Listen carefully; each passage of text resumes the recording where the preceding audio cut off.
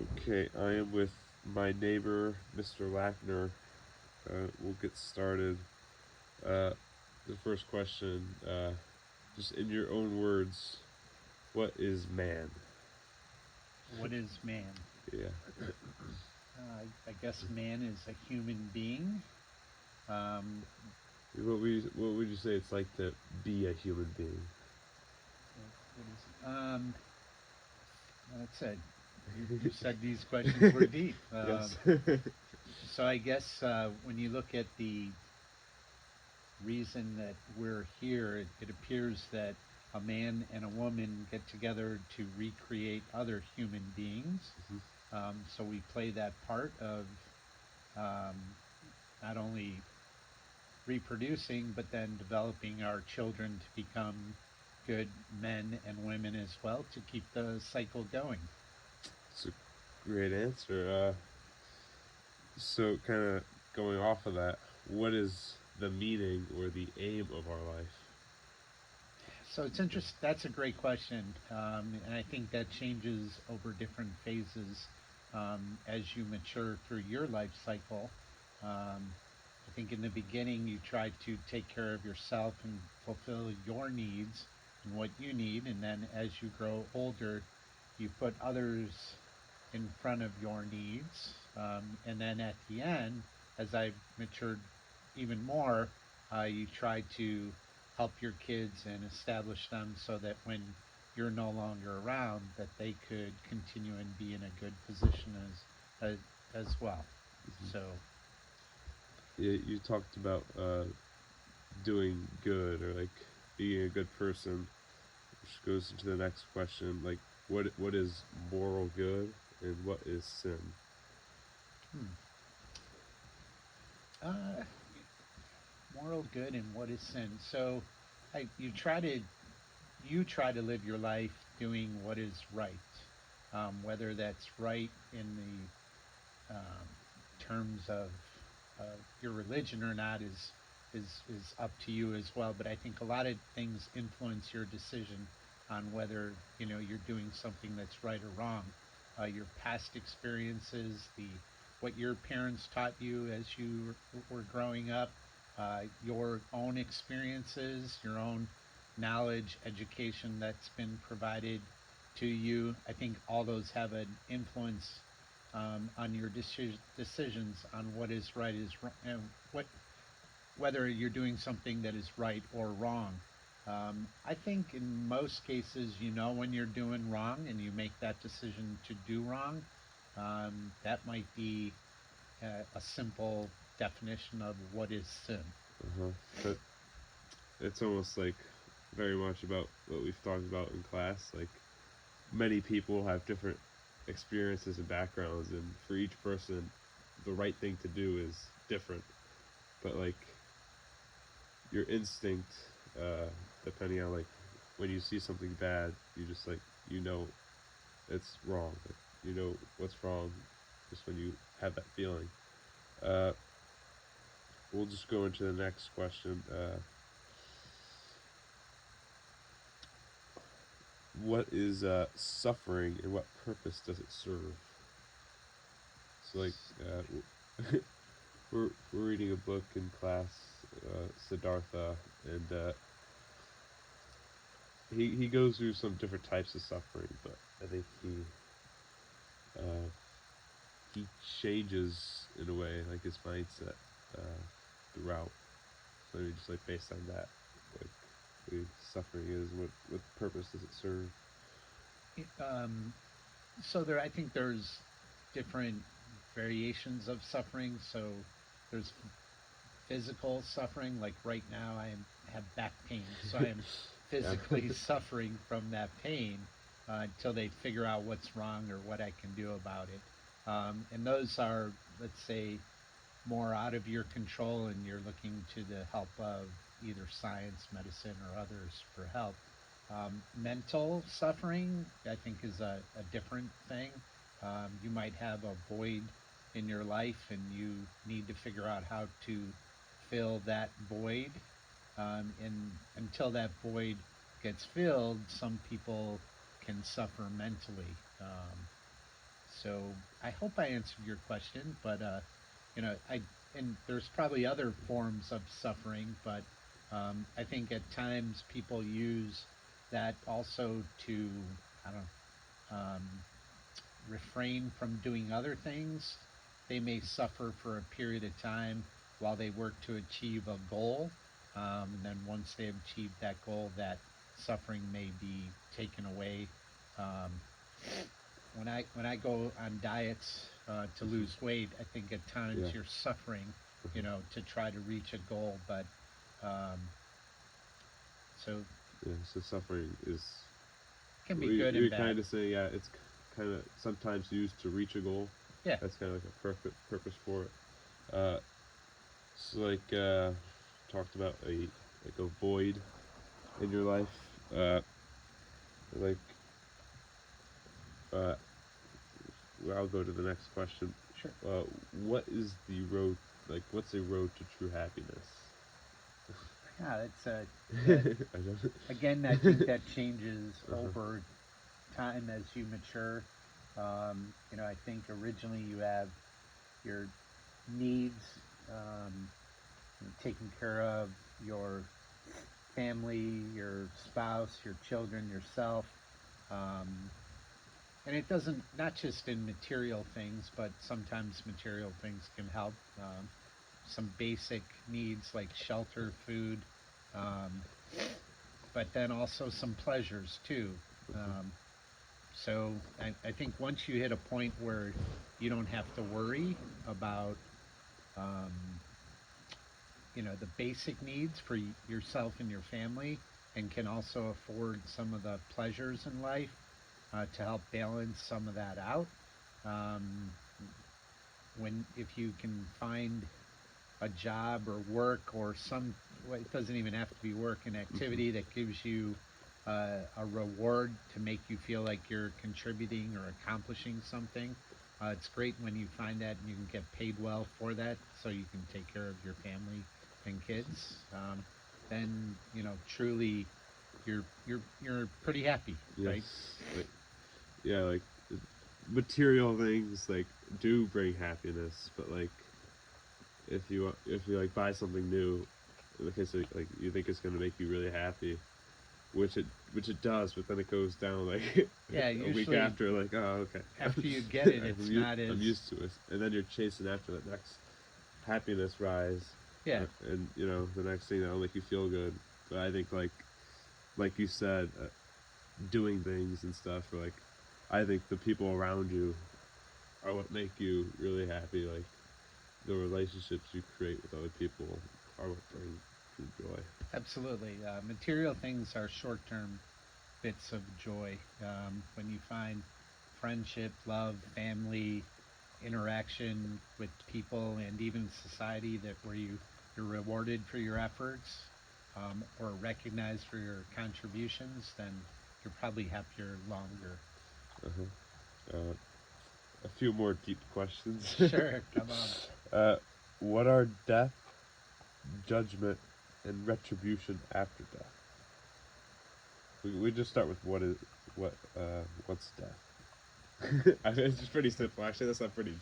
That's Yeah. not. It's So this is where my opinion might vary from a lot of others because I'm not as I don't believe as much into an afterlife as much as many others would do. So, in my opinion, death is something that we're all going to deal with. We all have a life cycle, and you know, um, whether you're a animal, a human being, or whatever, there's a period of time that you're brought into this world, and then there's going to be an ending point. And death is dealing with whatever takes you to the point where you're going to lose your ability to continue or to live. And when that happens, I don't know um, what happens to you after that. I guess I'm going to live through it as I go through it. But in my opinion, there's just like when you step on an ant as you're, you know, Mhm. by accident. I think that ant is no longer around, and the other people just when you die, when you leave this earth and you're no longer around, and people continue. Hmm. So like, kind of talking about like retribution after death. You said people continue, and like your your reputation, what people thought of you, uh, is how does retribution after death play into that? Like, So I think if you're a good person, meaning you treated people well, or you may have maybe what you did during your life affected or changed somebody to the positive, I guess, and the negative. You try not to focus on those negative traits, but yeah, you know, coaching some kids as my kids were playing sports, I hear, I hear years after that event how some of the kids that you coached were influenced by you, and you hear that you were their favorite coach, or you affected them in a positive manner. So your actions while you're on Earth, I think, get are give something for others to reflect when you're no longer there. They miss some of the things, the good things that you did to, and I guess the bad things too. I don't really focus on the negative, but the uh-huh, positive side is, you know, that's what I like. I miss some of the nice things that my parents did for me when they're no longer around, and you can't, the and it's not the money or the monetary things. I used to drive home from work and just call my mom every day, and that's what I miss: the phone call, the interaction with the person, not the um, things that she gave me or bought me or yeah. So we talked about like what is man and like what is happiness and suffering and all that. Mhm. So like, what is like true self, and like, have you ever had a time that like you found like the true you, or like was it a single time, or were there multiple significant times where you felt like this is my true self, I think like who I really multiple am? times, because I think what I've learned is that definition changes as you go through life.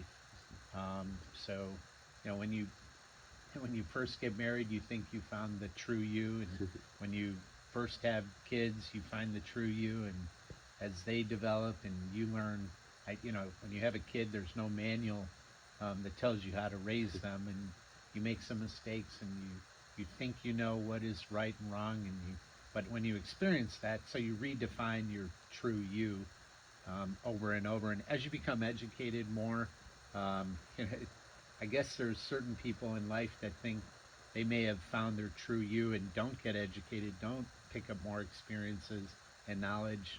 But even now, later in my life, traveling the world more, you learn more, and you look at how other people act and our influence, and your definition of the true you changes all the time. He, Um, in the books of Darth we were reading, he does go through multiple things. Like, he starts in one religion and goes to another, and then like he doesn't. He gets out of that religion and goes into this life of being rich and having all this wealth and stuff, and then he leaves that and has nothing again. And like each one of these events, his shift or his way of thinking on life changes. Like, is there any specific event where that has happened for you? Like one time where your view has changed? I think the most recent is my past work experience was primarily in the United States, a little bit in Canada, a little bit in Mexico, but primarily in the Rust Belt. Let's say the automotive manufacturing in Detroit, Indiana, Ohio, New York, Pennsylvania. So kind of in one section. Um, my new job takes me all over the world, and going to new places and interacting with people that, let's say, the American media or people portray as being bad people or negative because they might look a little different. They might, have a different religion. They may have different values and beliefs. But when you interact with at least what I found in traveling and interacting with a bunch of people my age and who have similar experiences as I do worldwide, is we're all pretty much doing the same thing, working to provide a good opportunity for our family, our friends, our loved ones, and teaching them what's right and wrong and making sure that they stay on track to have a good life. And I've said that a number of times. I have, friends in the Middle East, friends in Southeast Asia, friends in Europe, friends in South America. If you put us all next to each other, we look different, but we're all doing the same, just trying to make a better life for our family and friends. So, And I'll ask this final question. What finally is the ultimate inexpressible mystery which encompasses our existence? So whence do we come and where are we going? the mystery of what do we become and where are we going? Like from where do we come and where are we going as humans in this life? Um, so I guess I can only draw upon my own experience. So my parents came over after World War II to America, uneducated, didn't know how to speak English actually when they came over, and set up their family and career. And what I was I'm first generation that went to I was the first person in my family that graduated from college, that continued to get additional degrees. um, so you learn from that experience, and I'm trying to teach my kids to do the same thing, to become better educated. I'm, pushing my kids to see more of the world, get a broader picture, because, in my opinion, it's just gaining more knowledge, becoming educated, not by what you read or see on TV, but by actually doing it, and then forming your own decisions as to, what you want out of life and what you want to become. But I still think it comes down to the cycle of, you're brought onto this earth. Your job is to, while you're here, is to take care of yourself, your family, um, have kids, and it's weird how at first and I don't have any grandkids. From what I hear is, when you become older and you have grandkids, then you kind of forget about your kids and you start focusing on spending more time and spoiling your grandkids with love and attention and all the rest. So I think it's just continuing that cycle. Yeah. Um, Cycle is quite a key word in when we were talking about this book mhm. about like the life of Siddhartha.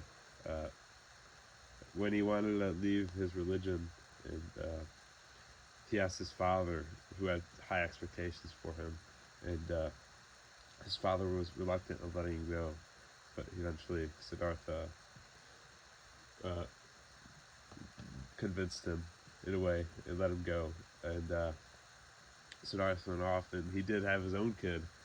And it's funny, Siddhartha became the father, and like he was always worried about his son, and like didn't want his son to leave him and stuff. Yeah. And yeah, I feel like life is a cycle, and there were multiple cycles during Siddhartha's life. Like he would reach to attain one goal, and then wind up back at the beginning and go for another goal and stuff. But it is just a cycle, and I feel like it's just the way we progress in life through each cycle until we get to the end, Yeah. which starts a new cycle. So thank you.